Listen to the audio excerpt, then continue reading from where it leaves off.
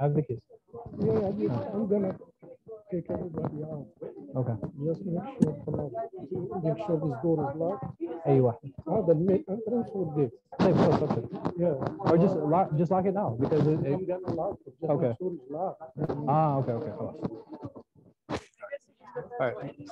Yeah. بسم الله الرحمن الرحيم الحمد لله رب العالمين والصلاة والسلام على سيد الأنبياء والمرسلين نبينا محمد وعلى آله وصحبه أجمعين أما بعد. So today, inshallah, we're going to be talking about false promises. And this is something that is important. I think many of us fall into, unfortunately, for different reasons, which Ghazāli will talk about. And then we will talk about some of the solutions to that. And then the chapter after this, he's actually going to talk about lying. And then after that, he's going to get into some of the exceptions of where you actually can lie. And we'll talk about why it's problematic and some of the solutions to that. So why do people lie? So usually because they're rushed. When somebody asks them to do something, they're very rushed to respond, or they feel rushed to respond.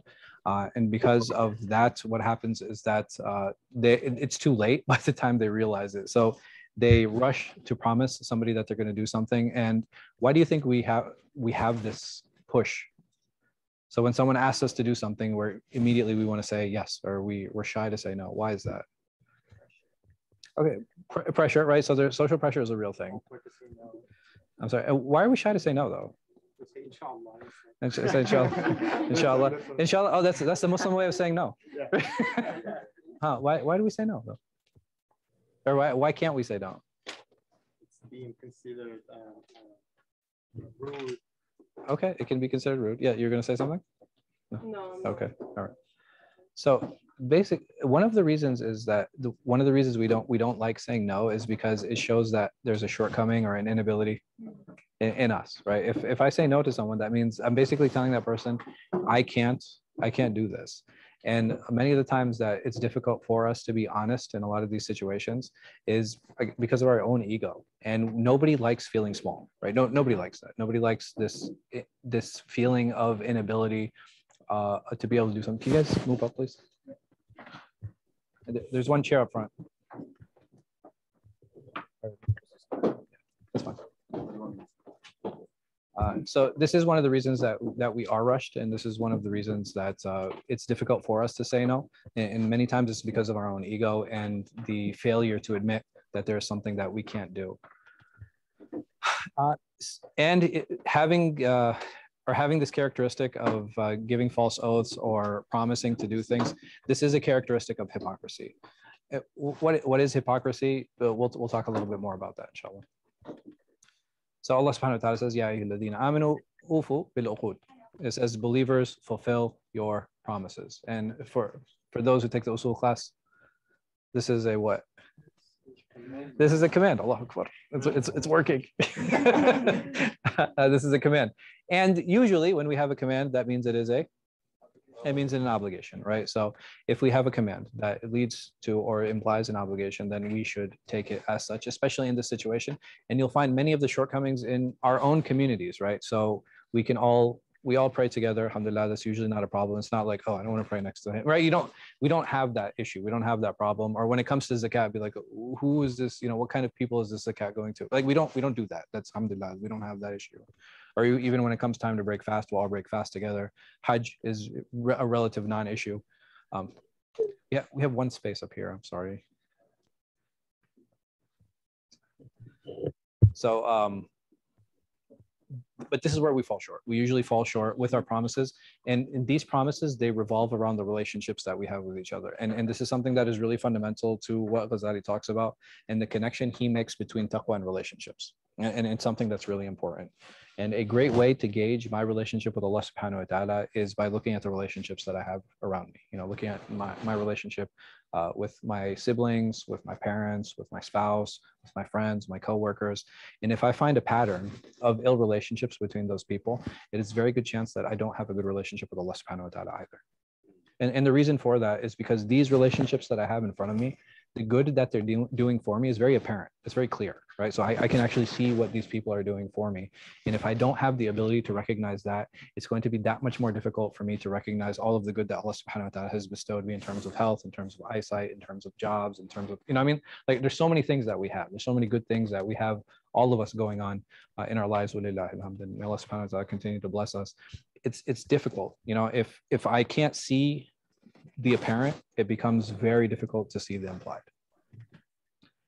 There's some narrations, as Ghazāli usually starts out his chapters with, that I thought would be nice and would be beneficial to share. The Prophet ﷺ said a promise is a gift. He also said a promise is similar to a loan or even better than it. Why do you guys think that is? How can a promise be better than a loan?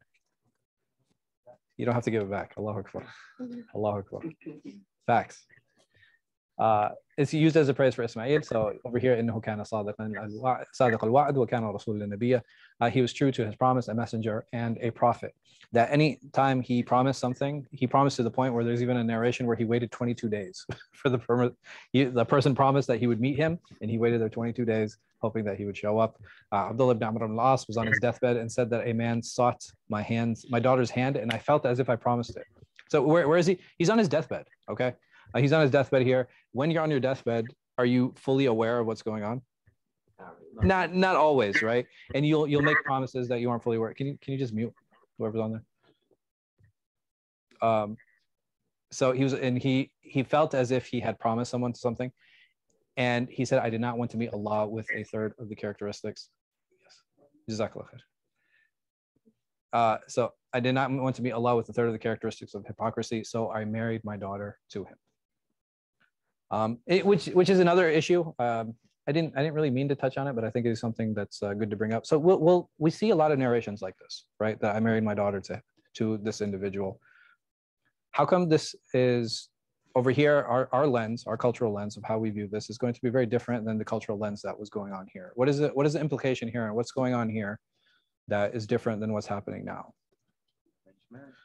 All right, so when we talk about arranged marriages, there are two types, and I want to be very clear on this. There's forced marriages, right? And there's arranged marriages, meaning that your parents are the ones that allowed you to meet your potential spouse. I don't think anybody has a problem with that one, correct? Right? Or do you have, no, my parents shouldn't be involved at all, right? So that is one type of arranged marriage, and I don't think anybody really has a problem with that. If there's somebody who's a potential, and they say, okay, hey, meet this person, talk to this person, and if you agree, we'll move forward. The forced marriage, I believe we all have a problem with. So over here, when it comes to situations, because you have a number of hadith that talk about this, but what fundamentally has changed? What has shifted in the culture that this has become more of an issue and more of a problem now?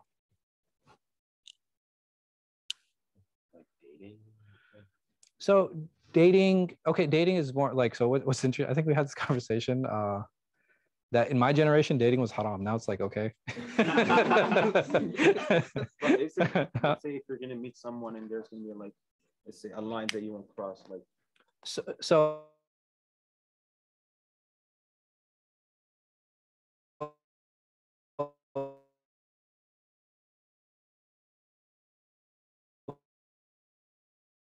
boundaries, it's always going to be within a spectrum, right? Because there's some people who always lean more conservative, and there are people who always lean more liberal. That doesn't necessarily mean one is wrong or one is right, but it's also important to help determine how the person, like your potential spouse, is going to react to your personal, leanings. And to add to that, like, will your personal leanings be fixated to that? Not necessarily, right? We as individuals, we always change, like the types of hobbies that we enjoy, or the types of movies that we like, or the foods that we like. We'll find as we get older that those things are always changing. So I know there are a lot of couples who went to get married like while they're in college, and which I'm okay with. Like, whenever you're ready to get married, you get married. But usually by the time you graduate, you're not the same person who you were as you were in the beginning of your studies. So it's important to kind of keep those things in context. So if you have the same goals, those changes can be tolerated. But if your goals are different, the changes, they're never going to be tolerated, even if a person is unchanged. Is somebody's alarm going off? Okay. Okay.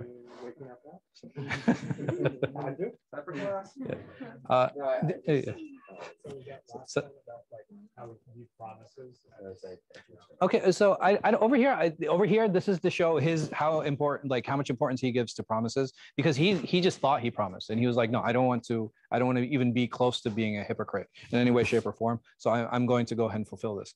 But my question is from her perspective. Like, there's something that has fundamentally shifted, like culture-wise. What do you guys think has happened?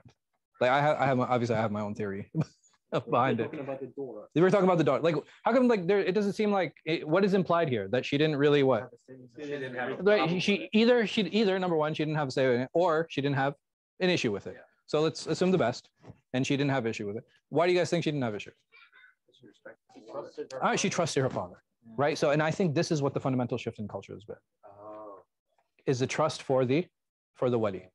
So one of the wali is usually translated as what? Guardian, right? Guardian is a very common way of translating this term. After dealing with so many, guardian is fine. There's nothing wrong with it. Can you guys close the door? I think advocate is actually better. It's more representative of what the wali's job actually is. His job is to advocate on behalf of the person he is doing, right? So he is supposed to be looking out and protecting the interests of.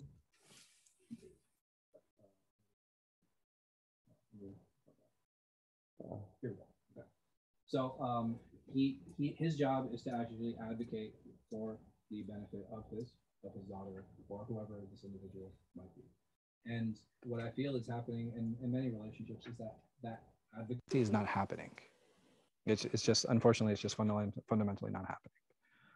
And I feel that's one of the reasons that there's been a huge culture shift. And why is that happening? There's a number of reasons, right? There's a big disconnect now between parents and children.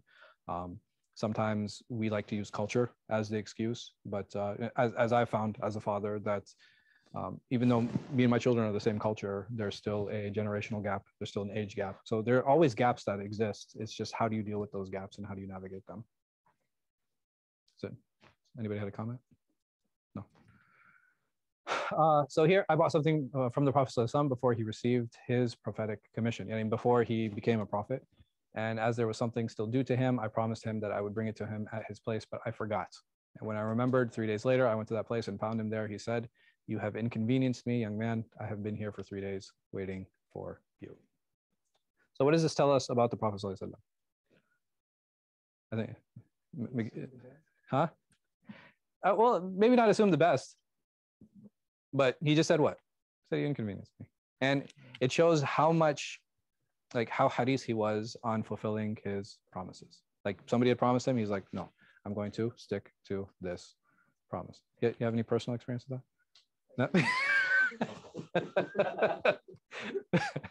So it was said to Ibrahim, and this is Ibrahim al-Nakha'i, he was a tabi, if one makes a promise to meet and he is late, what should he do? He said, wait until the next prayer time starts. Like, so he's saying, just give a little bit of a window.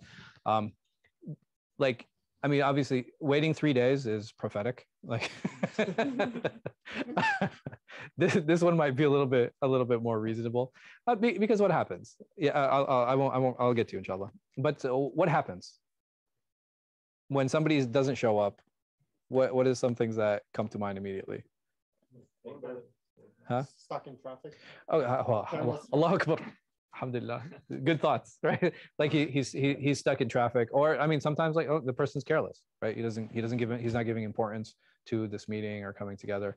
But it's amazing how we have such importance given to this concept of fulfilling promises and being on time and staying, and just how late we are as like Eastern cultures. If somebody gives a time, automatically what do we start doing in our head? Start adding like half hour to an hour, right? It's like people aren't going to start showing up. Like, if there's a 7 o'clock time, people aren't going to start showing up till like 7:30 or like 7:45. And it really is unfortunate. I remember.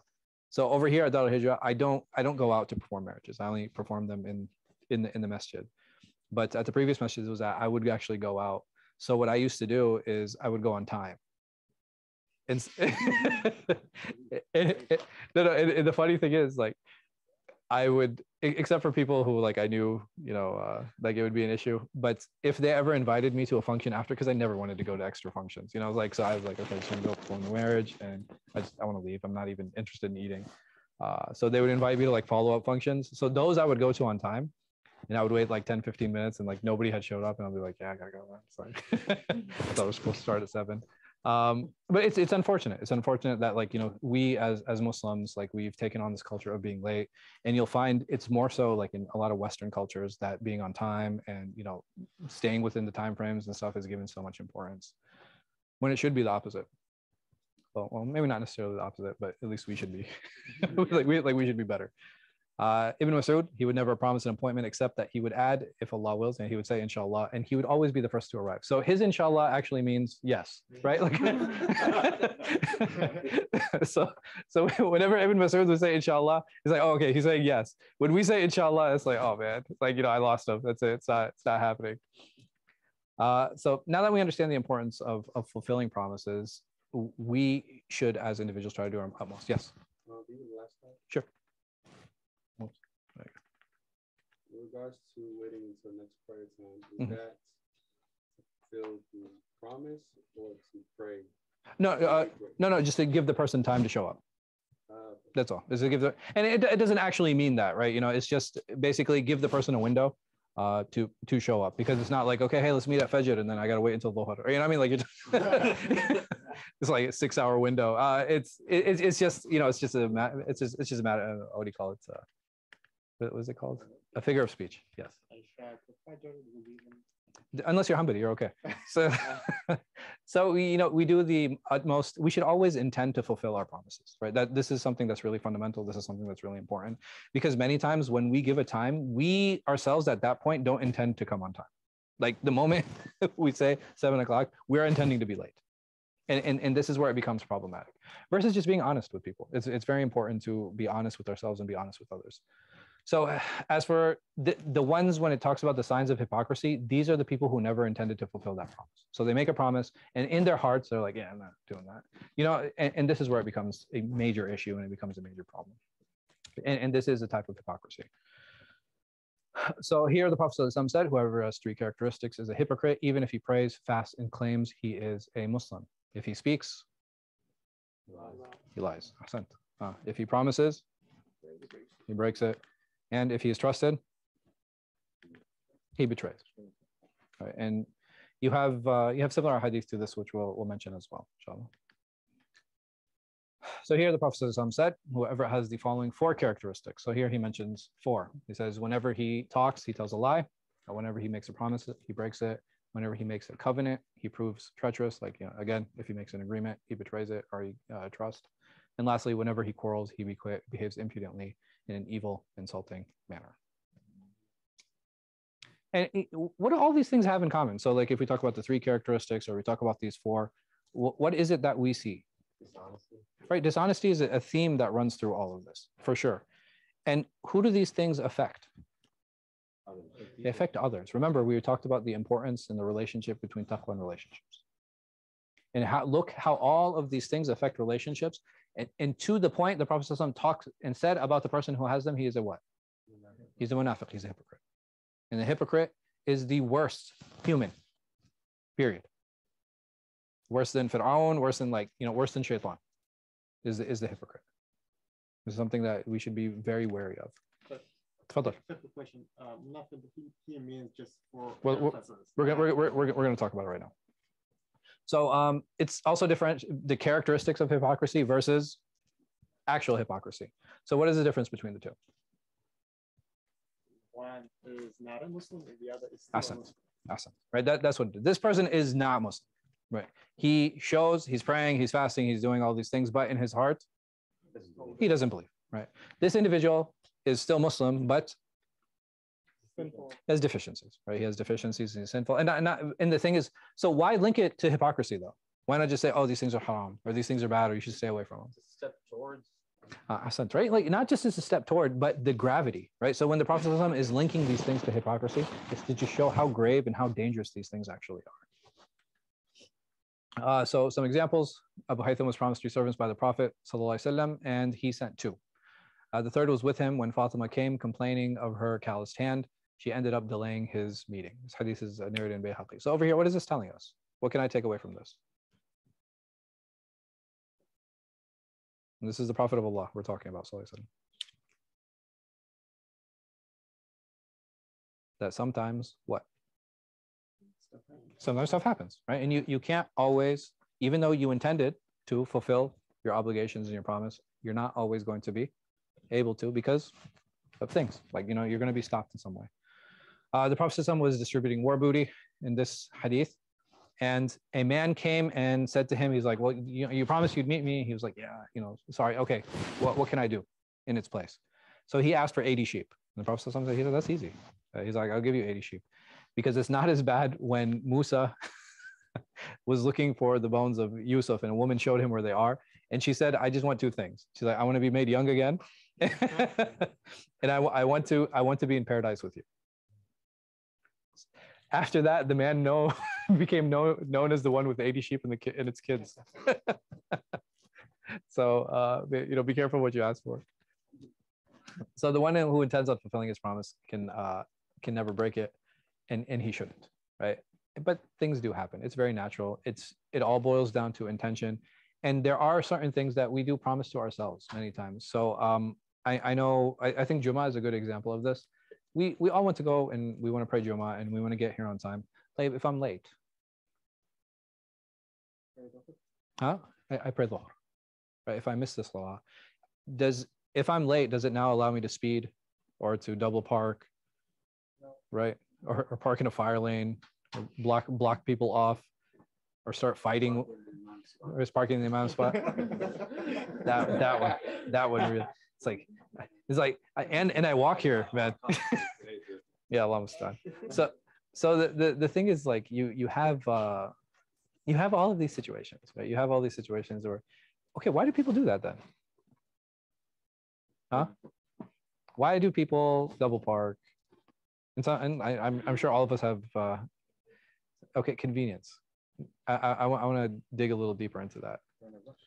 Okay, you're in a rush, convenience, you're running late, huh? You're justified, right? So I'm justified, meaning what? My needs are more important than everybody else's. Does that make sense? Like when you actually sit down and you think about that and you look about it, you're like, oh, okay, that sounds pretty arrogant. But it is, right? I am putting my needs in front of everybody else. I have no problem inconveniencing others for my personal convenience. Yes. Sorry, does anyone here drive a white Kia by any chance? I think it might have parked in the road, though.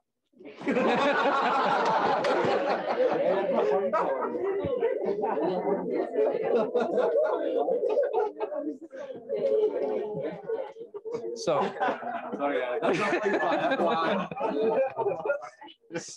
examples of convenience, right?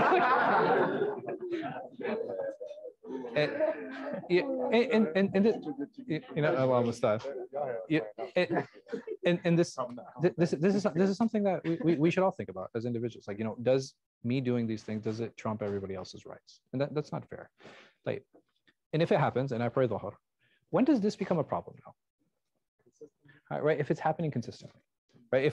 If this is a problem, is this a reoccurring problem? This is a reoccurring issue, and it doesn't have to be with prayer, right? It can be with anything in our lives. If I find myself consistently late for meetings and dates and appointments, and I'm making an excuse every time, where's the problem? The problem's in me, right? It's not in everything that's going on around me. And if I find myself blaming him and her and him, and the parking and the police and like this and the traffic, the only thing all those things have in common are me. And it's important to remember that, so that we learn to keep perspective on a lot of these things. The next chapter is lying in statements and vows, and is hugely problematic. Here, Imam Ghazāli describes it as from the most disgusting sins and blameworthy shortcomings an individual has. And the reason for that is lying is something that actually undermines societies. It does. It just completely destroys trust. It completely destroys trust. Being truthful is something that is fundamental to every single relationship that we will have in our life, regardless of who it's with. how we sift through our friends, how we choose workplace people who we want to spend time with, how we choose spouses, right? And even someone might say, okay, well, I don't have a choice in my parents and siblings. You're right, but the extent of the relationship, right? Is it not affected? Like, yes, I can never break the fact that this is my father or my mother or my brother or my sister, but how close or how distant I am from them, it's very much like it very much balances on that idea of honesty. So there are a number of hadith. Abu Bakr radiallahu anh, he stood up, and this was a year after the Prophet sallallahu alaihi wasallam had passed, and he was crying, and he said he sallallahu alaihi wasallam, he was standing where I'm standing right now, and he was, you know, the Prophet sallallahu alaihi wasallam had just died a year ago, and he said, beware of lying and immorality, for they lead to the hellfire. Lying is the doorway to hypocrisy. Al-Hasan used to say that the difference of hypocrisy is in, so these are the things where hypocrisy shows. That one is hidden, right? Truth is hidden. I mean, hypocrisy is hidden, and there's apparent hypocrisy if there's a difference between statement and actions, right? We say something, but we do something else. The entrance and exit, basically, he's talking about how we deal with one another, right? So this is a figure of speech of how we deal with one another. Like, I will come in one way, but I'll leave a different way. And what we commonly call is two-faced. And the foundation of all of these things being lying. Like, hypocrisy in essence is kadhib. In essence, it is lying. So it's enough to be considered treachery to speak to your brother and he believes you while you are lying to him. Like, you're knowingly speaking mistruths, knowingly, and the person in front of you is just eating it up. Like, this, you're just taking advantage of that. A believing slave will continue to lie and spread them until he is branded as a liar in front of Allah subhanahu wa ta'ala. May Allah protect us from that. There are three to Allah who will not speak to or look at on the day of judgment: the bestower of gifts, who does not give anything but by laying an obligation on him. Like, he makes him feel obligated to give this gift, right? He just keeps pushing and obligates him to give this gift, and it's out of his own stinginess or out of his own insecurities. Seller of goods who sells by taking false oath. Man, this is the best car you'll ever find. I mean, it has the best features, best engine, etc. And it's just all lies. Huh? You forgot wallahi. Wallahi. I mean, you got to throw the wallahis in there. It's very important. And one who drags his lower garments. Like, what does this mean? It's a figure of speech for arrogance. It doesn't actually mean, because these two here, is there anything physical that's being discussed? No, right? So it's a figure of speech for arrogance. And how do we know that? Because Abu Bakr, he actually complained to this, and he said, "Ya Rasulullah, I what? I drag my lower garment." And he's like, no, you're not. It's like, I'm not talking about you. He said, I talk about the ones who are doing it khuyala, the ones who are doing it out of arrogance. Woe to the one that lies just to get a laugh out of people. Woe to him, woe to him. This is again a hadith of the Prophet Muhammad sallallahu alaihi wasallam. Three people who Allah will not look at, and there's a punishment for them. The aged adulterer. Why? Because he's old. Yeah, Like, his shahwa is not as strong. It doesn't make sense for him to go out of his way to do this. The liar king. Why? He doesn't need to lie. He doesn't need to lie. There's no pressure on him. Who's pressuring him? He's top of the food chain. And lastly, the proud destitute. So a destitute, someone who's poor, disheveled, has nothing. There's no reason for him to be proud. Over here, a mother called her son saying, "I want to give you something." The Prophet ﷺ said, had you not intended on giving him anything, then it would have been written as a lie. So even in how we deal with our children, and we can't trick them, we have to be honest with them. Whenever a slave lies, the angels distance themselves away a great distance due to the stench which he produces. So there is a huge spiritual impact when we do these things. All of these things impact our actions, they impact our hearts, they impact the relationships that we have with one another. Here the Prophet ﷺ said, whoever narrates a hadith from me thinking it to be false, then he is one of the two liars. Who are the two liars?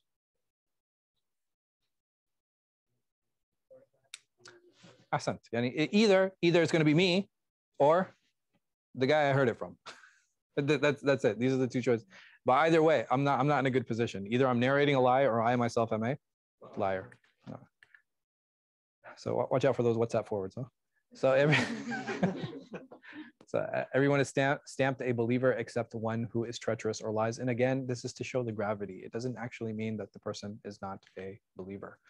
If these 4 characteristics are in you, then it does not matter what kind of worldly loss you experience. So this is something that's really beautiful. I really enjoy this. Honest speech. So regardless of the situation, sometimes we feel we'll lose if we're going to be honest. Like we might lose out on something. But the Prophet ﷺ said that even in that situation, don't worry. Even if there's a worldly loss, you still haven't actually lost.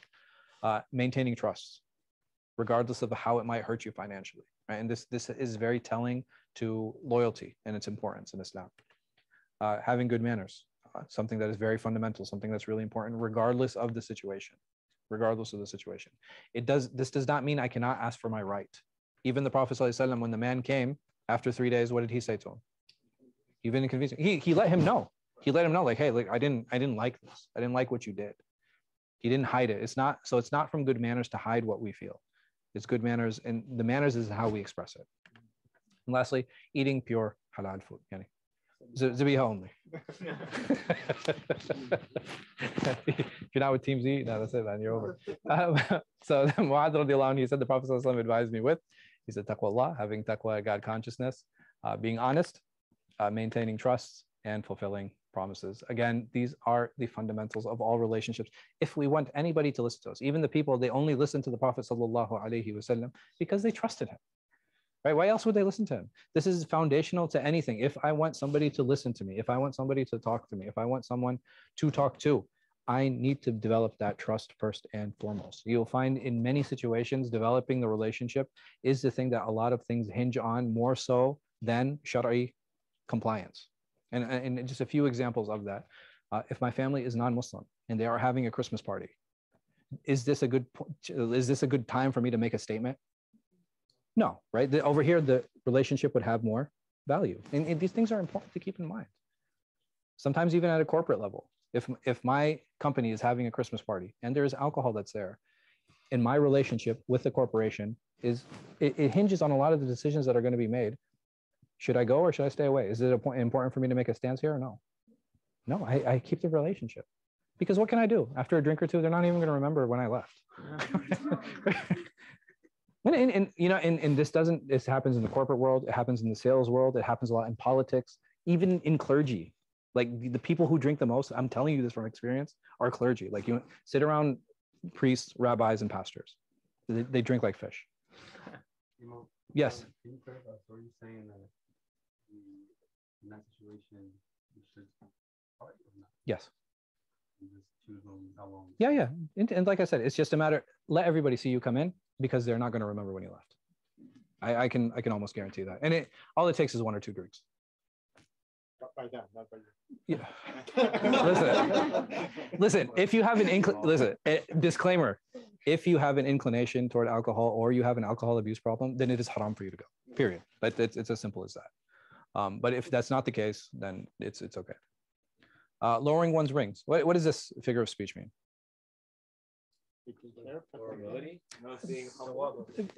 I'm sorry. Showing rahmah, showing mercy. And Allah subhanahu wa ta'ala, when he says, وَأَخْفِضْ لَهُمْ جَنَاحَ الظُّلْمِ مِنَ الرَّحْمَةِ, right? And lower your wing to them out of mercy. There's some narrations. So those are hadith. There's some narrations. Ali said the greatest mistake in front of Allah is a lying tongue, and the greatest regret is the regret of the day of judgment. Talking about like this is the greatest thing to stand in front of Allah subhanahu wa ta'ala with, the greatest mistake. Ibn Abdul Aziz said that I never lied from the day I learned how to tie my lower wrap. Maymun ibn Abi Shabib said that I sat to write in my book and thought of writing something that would sound beautiful but was a lie. I insisted on leaving it out and heard a sound from the side of the house. Allah subhanahu wa ta'ala says, يُثَبِّتُ اللَّهُ الَّذِينَ آمَنُوا بِالْقَوْلِ الثَّابِتِ فِي الْحَيَاةِ الدُّنْيَا وَفِي الْآخِرَةِ وَيَضِلُّ اللَّهُ الظَّالِمِينَ وَيَفْعَلُ اللَّهُ مَا يَشَاءُ. That God will give firmness to those who believe in the firmly rooted word, both in this world and the hereafter.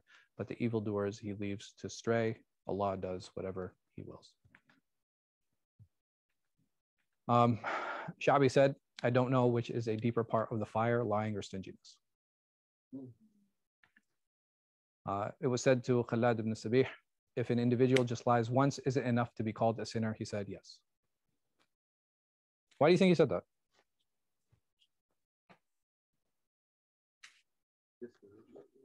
Huh? All right, discouragement for sure. I'm sorry? To show the magnitude behind it. Not just that. If somebody's coming and asking and he said no, That guy just gotta get out. Yeah, exactly. He just asked for a pass. He's like, he's basically coming to him and be like, hey, can I just like, can I lie one time? And Khalad, what is he like? He's like, nah, bro. Like you're fasiq if you do this. And like again, it's important to put these things in context to help us understand. Yeah, tafadhal. What's the difference between a regular lie and the white lie? Okay, so what is a white lie? Is a question No, it depends, right? So you have layers to things. There are things called todia, which it would be the closest to what we call a white lie in English. But todia is, it's not a lie. It's like more semantics and like a play on words. Like, so for example, Shabi, the same one here, his servant went to the door and they were like, is Shabi here? So he said to the girl, he drew a line on the floor and he was like, tell them he's not here. So technically, again, this is more todia. Ibrahim alayhi salam, he was asked about his wife Sarah. He was like, who is she to you? And he was like, what? She's my sister.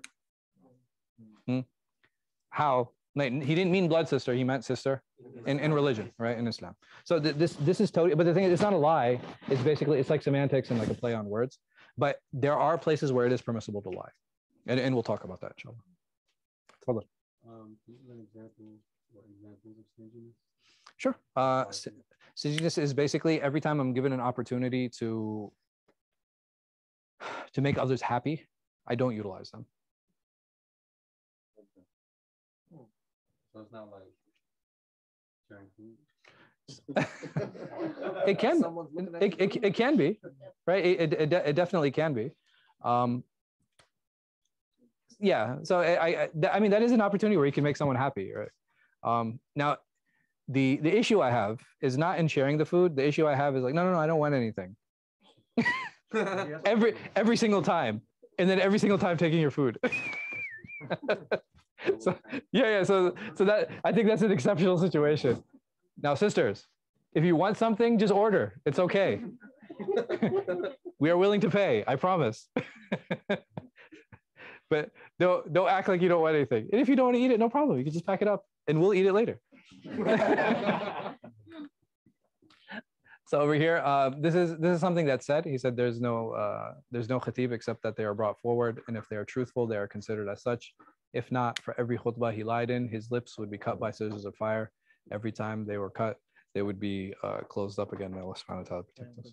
Yeah. About lying, he says there are some occasions you don't tell everything. Yeah. But, for example, the hidden fees. Tell about them. Is it kind of lying?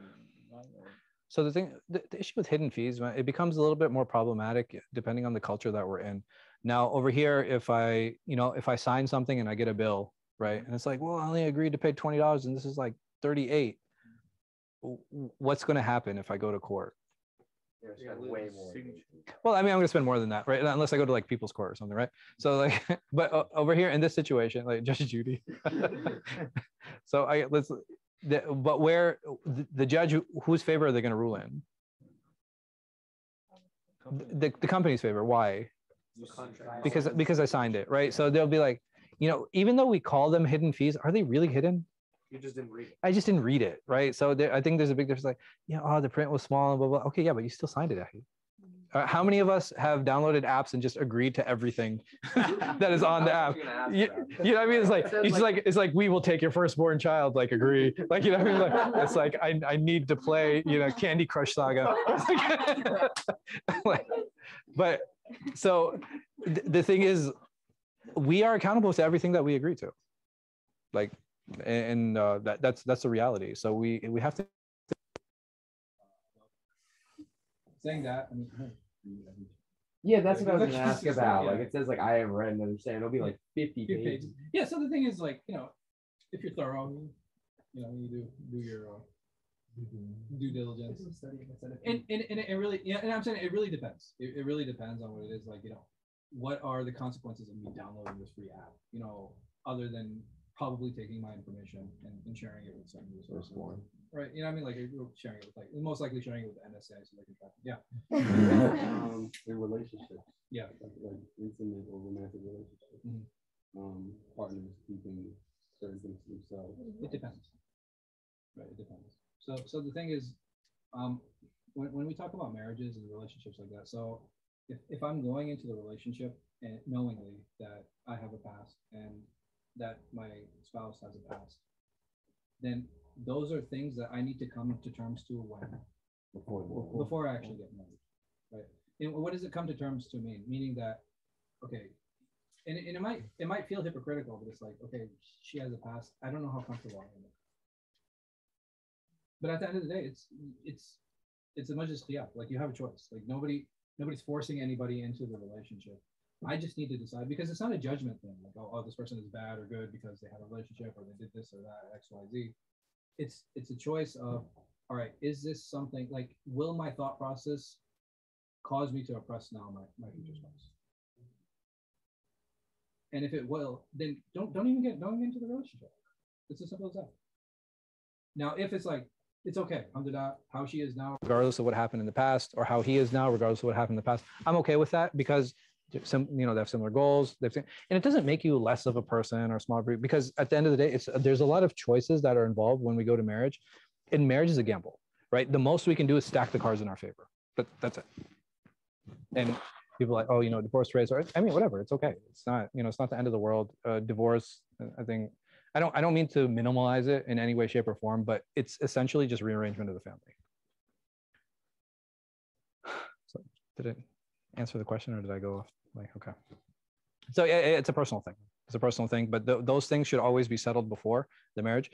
If they're brought up after the marriage, then there's going to be another set of decisions that are going to happen. One of them probably could lead to an annulment of the marriage, depending on what the understanding was when they got into it. Truth and falsehood are always fighting in the heart until one pushes out the other. One will succeed. And the next chapter is cases where it is permissible to lie. Inshallah, we're going to talk about this next week. Yes. Sure. Oh, okay. So basically, we as individuals, we're always trying to lean in one direction or the other, and you have this truth and falsehood kind of go at war constantly. And one will succeed, right? One will succeed, because you'll find in society, like successful societies, that truth is valued, right? What is the reason that I can walk into a Giant, pick up something, go to the self-checkout, right? Like, I don't know why I'm not getting paid. Like, what I mean? Like, I'm doing my own work, right? But like, I go to the self-checkout and I walk out. Nobody cares. Why? Because there's an essence of trust that's in the society that people have. Or if I get into an Uber, like, I mean, Uber is insane. Like, like the concept to me is, I'm getting into a car with strangers. Like, I don't know any of these people. Like an Uber pool. Like, like I'm getting in. I have no idea who I'm going to be sitting next to, like, where this person has been, but we have, like, there's a societal trust that's there. And that's okay. You know why? Because we've gotten to that point where people value truth over lying. They're like, it's more valuable for me to be truthful than it is for me to lie. Does that help?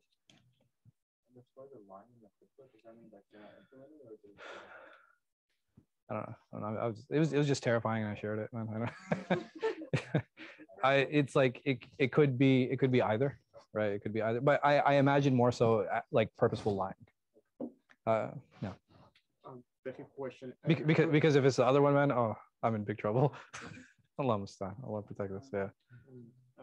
Question. I heard that if you are promising something that you throw into inshallah. You are not technically lying. Inshallah, if Allah will say. Yeah. As long as there's no obstacle, right? So it's similar as like when we make Hajj, when you do istithna. Yeah. So I can see that. Yeah, I'll let you borrow $1,000 inshallah, and then I go broke. So that can secure. What I mean? Yeah, exactly. So I can definitely see that, because remember, the whole issue of promises and oaths, it revolves around what? Intention, right? That's the bigger issue. The bigger issue is the intent. It's not the promise itself, right? That's kind of secondary, but I have to make sure that my intention is pure and clean when I'm making that promise. All right. See all of you next week, inshallah.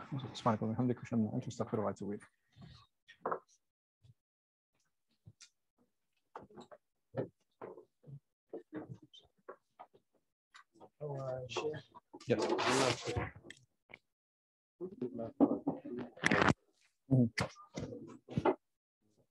Is that like a decision that one Brother makes, Ali, or you're talking Sure, about your Allah doing it sweatshirt's a for little outdated. No, this is something that we're actively going back and forth with ourselves with, right? Because there are a number of situations that we deal with every day, right?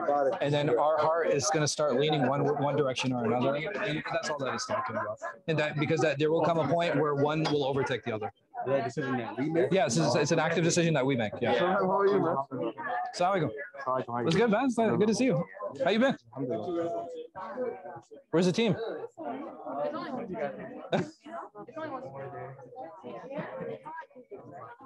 You have an empty roster this time.